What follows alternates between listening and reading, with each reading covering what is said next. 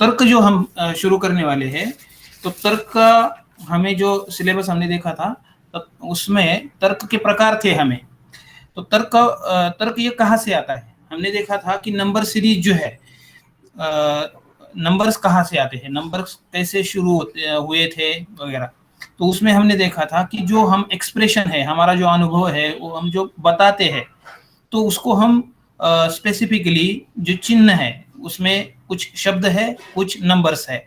Specifically अगर कहना है हमें तो वो नंबर्स में हम कहते हैं, और भावना जो कहनी है तो शब्द में कहते हैं। वैसे ही जो हमें ज्ञात होता है, मतलब जो समझ में आता है, ज्ञान है, तो ये बाहर हो गया, एक्सप्रेस करने के लिए वर्ड्स और नंबर्स हो गए। तो समझने के लिए क्या है? तो समझने के लिए है प्रमाण है। ये जो भी प्रमाण है, इसकी चर्चा शायद बाकी लोगों को नहीं है। बाकी लोग जो रिसर्च में आते हैं तो उनको प्रमाण जो है वो पहले से पढ़े हुए नहीं रहते हैं। लेकिन हमने योग की शुरुआत जब से की है, तो हम सब जानते हैं कि दर्शन शास्त्र जो है वो सबको कुछ ना कुछ कहीं ना कहीं तो आता है पातंजल दर्शन के साथ में। तो वैसे जो बाकी के जो दर्शन है, वहां पे ये प्रमाण की चर्चा होती है। तो ये प्रमाण जो है वो हमें क्यों सीखना है?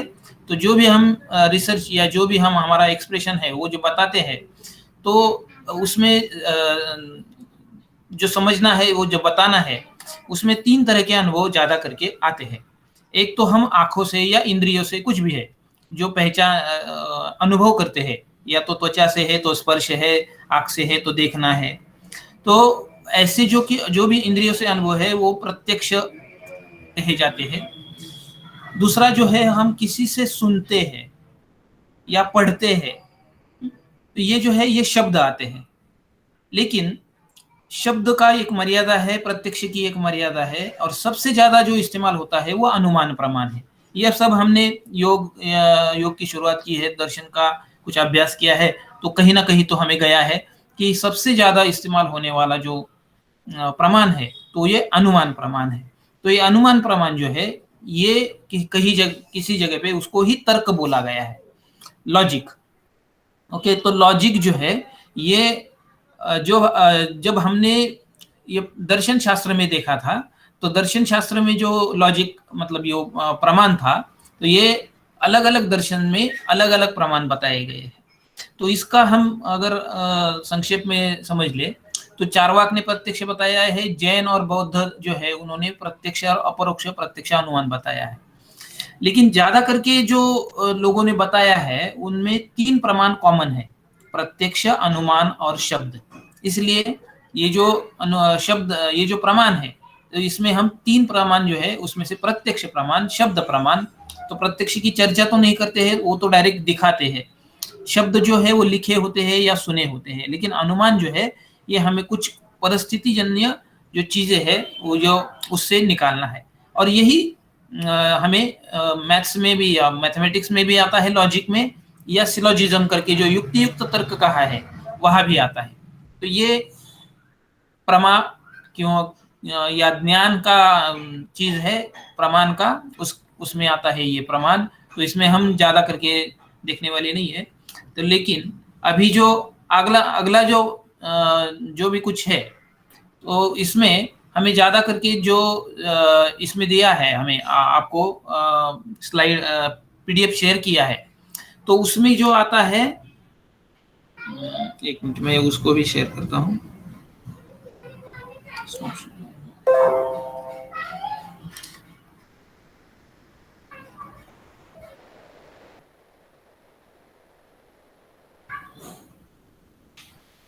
हाँ, तो ये जो है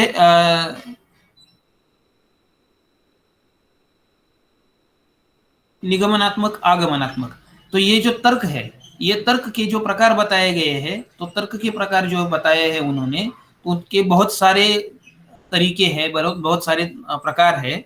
लेकिन उन्होंने ज्यादा करके जो बताया है वो डिडक्शन और इंडक्शन पे उनका भर है। उनका जो ज्यादा करके उन्होंने बताना है तो ये डिडक्शन है और इंडक्शन है। तो इसको हम देखेंगे कल। इसके जो स्पेशलिटी है वो हमने यहाँ पे टेबुलेटेड चार्ट किया है, वो आपको भेज दिया है। और उसके घटक रहते हैं, जो भी कुछ हम डिडक्शन निकालेंगे, इंडक्शन करेंगे, ये जो है निगमनात्मक आगमनात्मक ना, तो उसका घटक जो रहते हैं, तो उसमें क्या क्या रहता है, सब्जेक्ट रहता है, उद्देश्य पद बोलते हैं उसको, विधेय रहता है, प्रेडिकेट बोलते हैं उसको, कहीं कहीं पे मध्य पद भी होता है, निष्कर्ष में मध्य पद नहीं होता है, ये हमें ध्यान में रखने वाली बात है। तो ये सब्जेक्ट, प्रेडिकेट, मिडल टर्म, ये उसमें घटक रहते हैं। दूसरा क्या रहता है उसमें कि ये जो कथन रहता है, ये दो चीजें रहती है उसमें, एक तो आधार कथन रहता है, निष्कर्ष कथन रहता है। आधार को हम प्रोपोजिशन, ये प्रपोजिशन या प्रीमाइसेस बोलते हैं, उसमें दो रहते हैं, एक माइनर रहता है, एक मेजर रहता है, वो भी हम कल देखेंगे उसमें फर्क क्या है, और उस दोनों में, और इन्फरेंस मतलब निष्कर्ष, इसमें क्या फर्क है ये भी देखेंगे। ये जो है रहता है, ये टर्म जो पहले हमने 3 देखे, और ये जो उन वाक्यों का जो वर्गीकरण देखा, उसके अलावा कभी कभी क्या रहता है, क्वांटिफायर मतलब परिणाम का। जैसे हम अगर पतंजल दर्शन में देखते हैं, तो हमें जो भी बीच बीच में जो आते हैं कि अत्यंत, या जो भी व्यापने वाले या ना व्यापने वाले, ऐसे जो भी नापने की जी जो पद आते हैं, तो उनको हम परिणामक या क्वांटिफायर बोलते हैं। और जो संयोजक है, तो ये क्या है, ये हम उसको क्रियापद बोल सकते हैं, क्रिया दर्शाने वाला पद, तो उसको हम कोप्युला कहते हैं। तो ये है, नहीं है, ये इस वाचक के हिसाब से। और तर्क के और सारे भी प्रकार है, उनका जो तर्क वाहक रहता है, भाषा है, चित्र है, या और कुछ है, इसके हिसाब से तर्क के और प्रकार रहते हैं।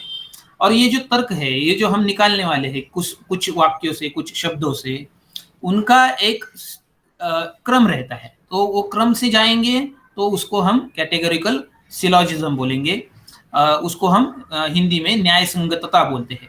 इस तरह से वो जो तर्क है, तो इसका, और इसमें एब्डक्टिव रीजनिंग भी बोला है, तो ये एब्डक्टिव रीजनिंग ये हम कल देखेंगे।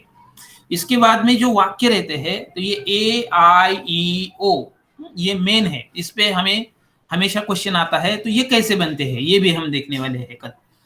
इसके बाद में जो इन्फरेंस है, तो इसमें मीडिएट इन्फरेंस रहता है, इमीडिएट इन्फरेंस रहता है, तो उसमें क्या फर्क है, वो भी हम कल देखने वाले हैं।